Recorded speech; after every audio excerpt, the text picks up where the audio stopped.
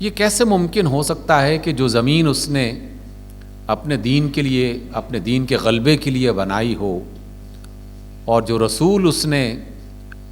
تمام لوگوں کی رہنمائی اور ان کی ہدایت کے لیے بھیجا ہو، اور جس کتاب کو تمام انسانوں کی ہدایت کی کتاب قرار دیا ہو، وہ کسی موقع پر ناکام ہو جائے،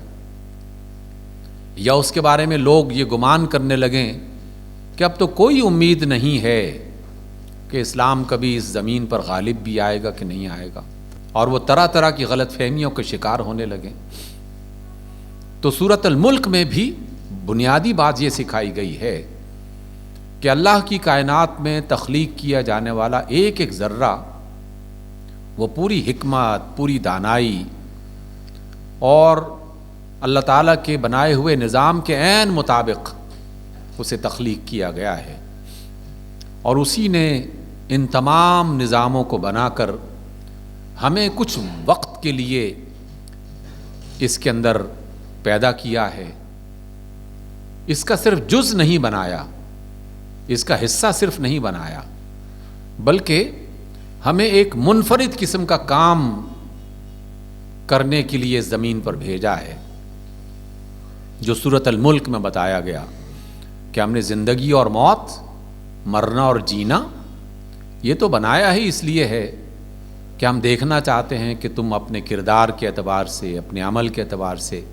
بہتر ہو یا نہیں ہو، اللہ کی بات پر یقین رکھتے ہو کہ نہیں رکھتے، اللہ کے رسول صلی اللہ علیہ وسلم کی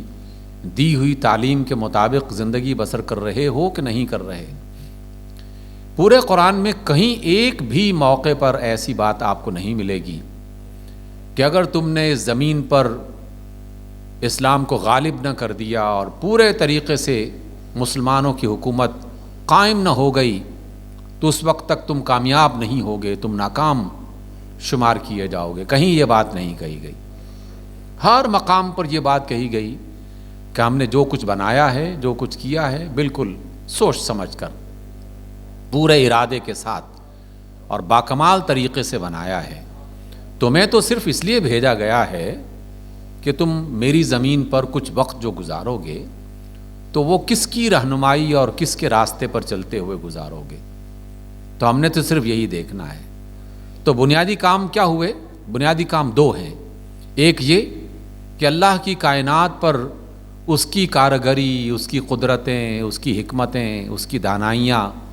تلاش کرنے کے لیے اس کے نظام پر غور کرتے رہیں، اس میں تحقیق کرتے رہیں، اس میں تلاش کرتے رہیں۔ جہاں اللہ کی کوئی بڑی قدرت نظر آئے، فوراً کبھی سبحان اللہ کہہ دیا، کبھی الحمدللہ کہہ دیا، کبھی اللہ اکبر کہہ دیا، اپنی زبان سے اقرار کیا کہ اے اللہ تو ہی واقعی اس کائنات کو بنانے اور چلانے والا ہے، اور کبھی اپنے عمل کے ذریعے سے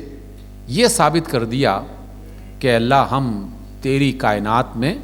تیرا بندہ بن کے رہ رہے ہیں، کوئی حکمران بن کے اور کوئی زبردست بن کے نہیں آ رہے، بلکہ ہم تیری حکم کے پابند اور تیری بندگی میں زندگی گزارنے والے ہیں۔ تو یہی دو باتیں ہر چیز میں ہمیں سمجھائی جا رہی ہیں۔ تو اسی تناظر میں میں نے آپ کے سامنے سورۃ الاسراء کی پہلی آیت پڑھی۔ اللہ فرماتے ہیں سبحان الذی اسریٰ بعبدہ لیلا من المسجد الحرام الی المسجد الاقصی۔ پہلا لفظ ہی انسان کو روک دیتا ہے اور روک کے اسے سمجھاتا ہے کہ کیا تم نے سبحان کا معنی سمجھ لیا ہے؟ کیونکہ یہ تو ہم ہر نماز میں تسبیح کے طور پر پڑھتے ہیں، ہر رکوع میں سبحان ربی العظیم آپ دہراتے ہیں، ہر سجدے میں آپ سبحان ربی الاعلی کہتے ہیں، ہر نماز کے بعد 33 مرتبہ سبحان اللہ اور 33 مرتبہ الحمدللہ اور 33 بار اللہ اکبر کہتے ہیں۔ تو یہ سبحان کا مطلب کیا ہے؟ کیا یہ محض ایک تسبیح ہے جو ہم نے لفظوں کی صورت میں اپنی زبان سے ادا کر دی؟ نہیں، یہ ایمان اور یقین کی وہ بنیاد ہے کہ جس کے بعد سینکڑوں قسم کے سوالات خود بخود ختم ہو جاتے ہیں۔ آپ اکثر آج کل کی مجالس میں، ریڈیو ٹی وی میں، میڈیا پر یہ بات سنتے رہتے ہیں کہ اللہ تعالیٰ نے یہ والا حکم کیوں دیا ہے، یہ حرام کیوں ہے، وہ حلال کیوں ہے، یہ کیوں کرنا چاہیے، وہ کیوں نہیں کرنا چاہیے، آخر اس میں کیا خرابی ہے، اس میں کیا خرابی ہے۔ یہ تمام سوالات وہ لوگ کرتے ہیں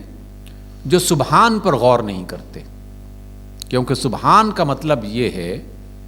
کہ اللہ رب العزت کا ہر فعل، اللہ رب العزت کا بنایا ہوا ہر نظام،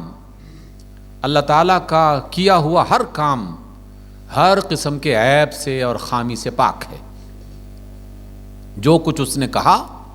درست کہا، صحیح کہا، 100% درست کہا۔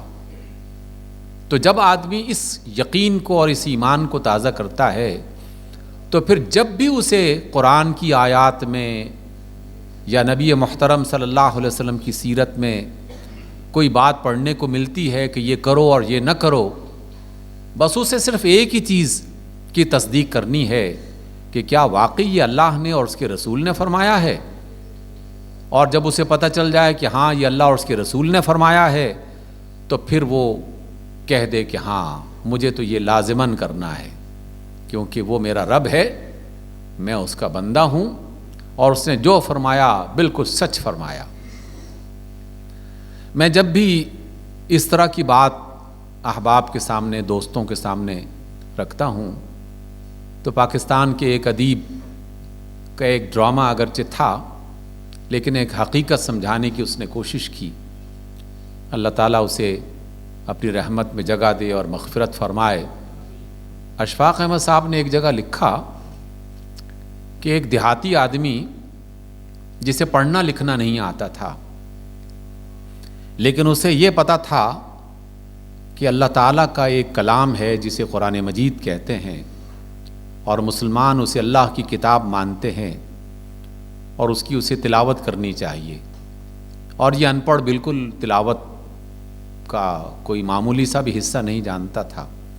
لیکن وہ کیا کرتا، باقاعدہ وضو کر کے قرآن اپنے سامنے رکھتا اور اس کے ایک ایک حرف پر اپنی انگلی گھماتا، اور اس کی تلاوت کیا ہوتی تھی کہ یہ بھی اللہ کا کلام ہے، یہ بھی سچ ہے، یہ بھی اللہ کا کلام ہے، یہ بھی سچ ہے۔ پڑھنا بے شک نہیں آ رہا، لیکن قرآن مجید کے الفاظ پر اپنی انگلیاں گھما کر وہ اپنے اس ایمان کا اقرار کیا کرتا تھا کہ اے اللہ جو کچھ بھی آپ نے فرمایا ہے بالکل سچ فرمایا ہے۔ تو سبحان کا اصل معنی یہ ہے، سبحان محض ایک لفظ نہیں ہے کہ جو میں نے 33 بار پڑھ لیا، 100 مرتبہ کہہ دیا، 1000 مرتبہ اس کی تسبیح پڑھ لی۔ یہ ایمان اور یقین کا وہ باکمال حصہ ہے کہ جس کے بعد ایک بندہ مومن در حقیقت اقرار کر رہا ہوتا ہے کہ اے اللہ تو نے یہ بھی سچ کہا ہے، تو نے یہ بھی سچ فرمایا ہے، تو نے یہ بھی سچ فرمایا ہے۔ تو پھر اس کی طرف سے جو جو حکم سمجھ میں آتا رہے بس اس پر سر جھکا کر تسلیم کرتے ہوئے اسے اپنی زندگی کا حصہ بنانے کی کوشش کرنی چاہیے۔ یہی وجہ ہے کہ قرآن مجید کی کئی آیات کا آغاز اور کئی سورتوں کا آغاز سبحان کے لفظ سے ہوا ہے۔